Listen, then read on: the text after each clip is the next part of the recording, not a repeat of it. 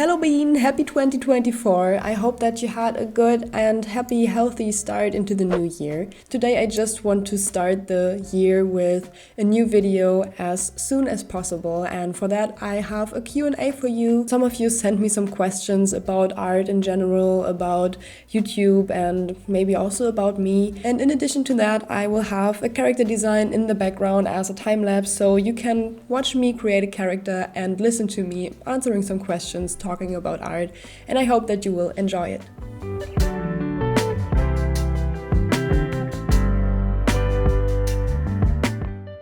Before we start with the Q&A though, I want to say a few words about the character design in the background, because this is a new character from me. This is Iante, and I actually just have like one character sketch for her and I'm still figuring out her design. So this is a new OC. I don't really have a background story or anything for her yet, so maybe you will see her more often in some comics or just on my Instagram, and maybe even in a comic that I will do in the future. For now, you just have to know that she is a drummer, she is in a band with my other OC Reza, she is a queen.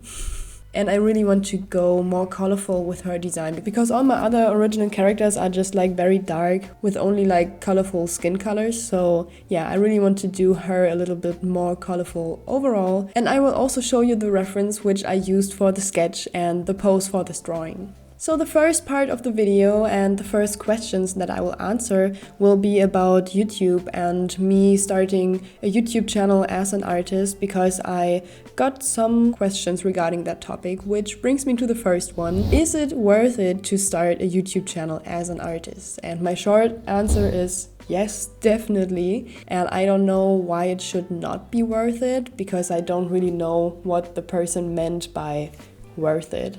Did you mean like, can you make money from it, or can you grow an audience quickly, or will you get some kind of benefit from it, some kind of profit? Well, I don't know. As long as you think it will be fun for you to create all the videos, it will be worth it to just start it, because you don't have to like follow a schedule if you don't want to. If you don't have the goal of really earning your income with YouTube, you can just do it on the casual and do some videos when you want to and just see where it will lead. That same person also said that they are not fluent in English and that they are not sure about starting a YouTube channel because of that.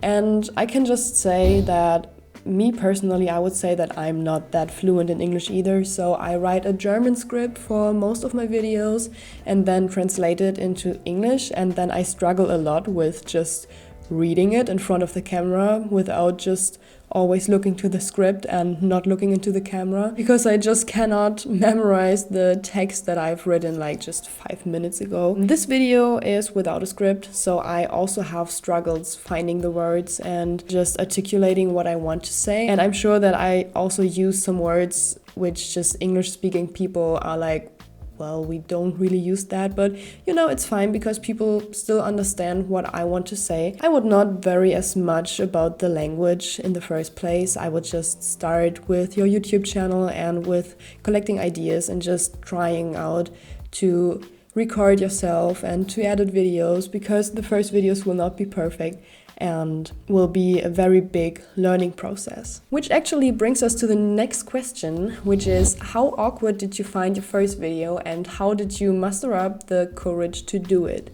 Well, I don't think that my first video was awkward. I would also say that my first YouTube video was like the most creative edited video that I ever did. Well, also the most fun to watch video in my opinion, because it is not as stiff as my English videos, and I hope that this will improve in the future.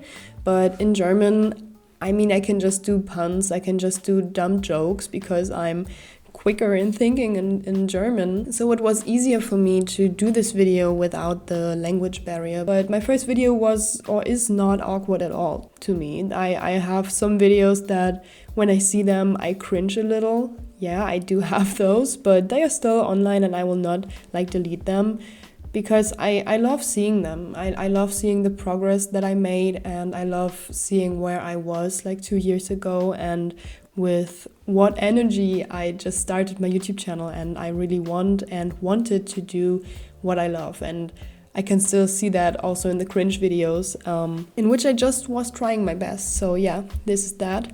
And how I muster up the courage to do it.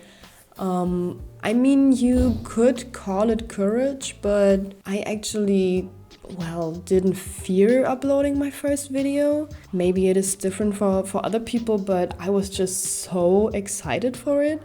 I really told everybody and showed it to everybody and shared the link everywhere, and I just wanted to put it out there. I wanted people to see it. I really just was so excited for what was to come, because doing YouTube was or is a very, well, long dream that I had, and I was just very excited to start it. But if you have a fear of, well, sharing your content on YouTube or show yourself or speak in front of a camera, I would just recommend you recording yourself first, because this could be a very weird feeling, sitting in front of a camera and just talking to yourself. Just try this out without uploading your video. Just record yourself, maybe write a script and then edit the video, and, well, maybe do this 2 or 3 or 5 times. And if you feel comfortable, then you can, well, upload a video that you really like and that you feel comfortable with sharing. So maybe this could help you overcome the fear of uploading to YouTube and having a video of yourself on YouTube when you know what you're doing. The next question about YouTube is why I started my YouTube channel, and I think I kind of answered that before. Well, YouTube was just something that I had in my all-day life for the last years, and this is like my me time. If I need time for myself, I just sit down and watch YouTube videos. So I really love this platform, and I always dreamed about having my own channel and building up my own community and also earning from YouTube videos. I just did my first video, I uploaded it, and I had a lot of fun with it, and then I did more and more and more videos. Yeah, I've been doing this for 3 years now, almost 3 years, 1 year actively on this English channel, and I still really like it. It gets hard sometimes, but I still love the video thing, and I'm very happy that I started it. And the reason why I started is just because I love YouTube more than any other social media platform. Now we're coming to the last YouTube question, which is, how do you start your own art channel on YouTube, and did I have a plan when I started out mine? So for the first part of the question, I don't want to talk a lot about it because I think I want to do a separate video on that when I have more experience with it. Maybe it's like a thing for my 1 year anniversary in April or something like that. But one of my most important, well, tips I could give you is consume and watch a lot of art YouTube videos and see what you like, see what you would like to include in your own videos, see what style you find very appealing, if you like the more cozy style or maybe the more educational style, the vlogger style, or talking about art stuff. Just figure out what you want to do and then just experiment with all these things and see what you like and see what you don't like, and what works and what doesn't. Yeah, I will do a video on this in the future, so if you have questions regarding that topic, just tell me in the comments, reach out to me and ask your questions, and I will happily answer them for you in the video about starting an own YouTube art channel. And the second part of the question, if I had a plan when I was starting out with mine, well, not really, but a little bit. So I was thinking about what I was just saying, about what kinds of YouTube videos I want to make, what kind of artsy person on YouTube I want to be, if I want to be calm, if I want to be funny, if I want to be loud, if I want to be educational or do art challenges. So in the beginning I was thinking about what kind of person I want to be. So I was planning myself out for the channel, and I was also thinking about what kind of community I want to build up. So I was thinking about stuff like that. I did not have zero plan when I went in, but also I didn't have like the greatest plan, which was like, okay, in 3 months I will have 1,000 followers because I follow the steps. So let's get to the questions which are not about YouTube and starting your own YouTube art channel. And the first one is, if I didn't paint, what else would be my dream job? And I think I would like to do something with video production or video editing, because I really like all this editing stuff and I really like editing my videos. But I would really like to know more about that and really learn it. I am just learning by doing here, but I maybe would like to study this or maybe be a director or something like that. And I would also very much like to be an animator or study animation. This is something that I think is very, very interesting. I would really like to get into that. I mean, this is still something very creative and I would like to do 2D animation. So it would still have a lot to do with drawing and being creative. Maybe I would also like to be a writer, but I am also writing my own story. So like being a freelance illustrator or a freelance artist is just combining all of the things that I like. Like I am painting and drawing and just being creative. I am editing my own videos and I am like the director of my videos and I am writing my own story. So I'm just like doing the perfect thing for myself. But if it would be another job without being creative, what would I want to be? Actually, I haven't thought about that for a long time, so it is very hard to find an answer to that. I wanted to be a lawyer back then, but just for a short period of time. I don't know if I would still like to be that. I also wanted to be a doctor or a dentist. And when I was a teenager, like 13, 14 years old, I also wanted to be a pathologist. But this was also the time that I was a lot into like horror movies and true crime stories. And now I think I could not do this job. The next question is how I deal with like creative crisis, or maybe you could say, how do I deal with art block? Well, when I have an art block, I deal with it through watching videos actually from other artists, like watching sketchbook tours or how do you color your paintings or anything like that. I just like to watch other creatives being creative to get creative myself again and to get motivated to be creative again, because when I see other people doing their thing and loving what they're doing, I just immediately get motivated to do my own stuff again, because it just makes me happy to see other people striving for what they want to have, and then I feel more motivated to do the same thing, because I feel like it is very much possible to reach your goals and to do what you want to do when I watch videos like that. And what I also think is very helpful when I have art block, when I'm, for example, when I'm drawing digitally and it doesn't look good and I can just not create something that I like to switch mediums, and then maybe I just draw with acrylics or draw with gouache to get a break from this one that I cannot handle at this time and get back to it later.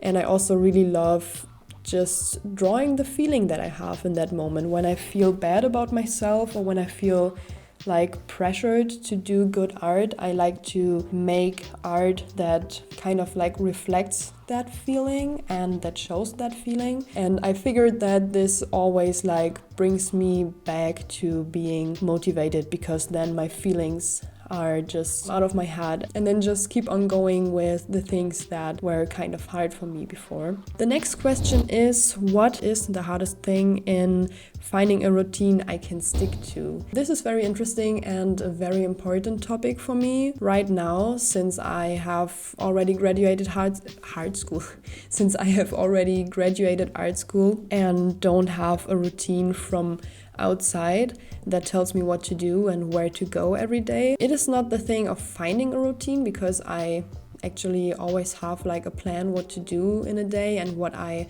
have to do and what I want to get done. But the struggle for me is not telling myself that I have enough time for it to do it later, because I am procrastinating a lot. I'm working from home and I have this comic book job right now that I'm working on, and I have like a year for it. And so I'm always like, I have a lot of time to do it. I don't have to do everything today. And I mean, it is good to not pressure yourself so much about something. But if you always tell yourself that it still has time and you don't have to do it today, then you will start with it maybe in a week or maybe in a month, and then you will struggle with the time schedule and then just have a lot of pressure right before like the deadline. And this is very hard for myself to actually stick to the plans that I make. The next question is, what do you feel makes you unique as an artist, and how do you think others can begin to answer that question for themselves? This is a very good question, thank you for that. So what I first want to say is that you don't need to look for something that makes you unique as an artist. This is just like people always wanting to have a unique art style that makes them stand out between all the other artists out there. I don't think it is so very important to be unique, because when you're just doing your own thing, or when you're just doing what you love, you will be unique in one way or the other. So nobody will do something that you do the way that you do it. And this is just enough to be unique as a person. You as a person are unique. There's no one in this world that is like you. So you don't have to desperately look for something that makes you unique. But what I think makes myself unique, or you could call it that way, might be my own feelings that I try to put into my works, that I also try to put into the story that I'm writing about my original characters. It is just my own world and how I see things that I want to put into my art and that I want to put into my stories. So I think this is just a thing that makes me unique, because nobody else has the same exact like feelings and experiences that they can share. But maybe style-wise, what makes me unique, maybe not makes me unique. I don't see a lot of cyberpunk artists out there. Could be that there are so many out there that I don't know about. I think that this niche of cyberpunk is pretty unique itself. And now we're getting to the last question that I got from you beings. It is, what is your favorite thing to work on or do? Do you have a preferred type of work and skill you like doing more than the others? If you are talking about art mediums, I really do love digital drawing and digital art. But from the traditional mediums, I like gouache the most, even though it is the maybe hardest medium for myself personally. I also have worked with acrylics and I find them easier to use than gouache. And even though watercolor is very challenging to use, I still think it is easier for myself than gouache is. And this is because gouache, well, you can just use it in so many ways, and it is very hard to figure out how to blend it properly and how to mix your colors properly. I really want to learn it more, but it is still my favorite medium just because of its looks and how you can work with it, that it dries so fast, and just how it looks when it's dry, that it has a matte finish, and all of this. I really love that about gouache. It is my favorite traditional medium. So digital drawing and painting with gouache are my favorites. And also just sketching with a pencil. This is also something that I really love doing. So after this last question, you can now see the finished drawing of Iante in the background. I hope that you like it. And I hope that you also liked the questions and my answers to them, and that you enjoyed listening to it and maybe also enjoyed watching the video. I hope that I will see you in one of my next videos, hopefully very soon. I hope that I will do a lot of videos in 2024, and I wish you a happy start to the new year, and I hope that you're happy and healthy and stay creative and keep believing in yourself. Bye bye Bean, I'm very happy to have you here, and I hope that I will see you in one of my next videos.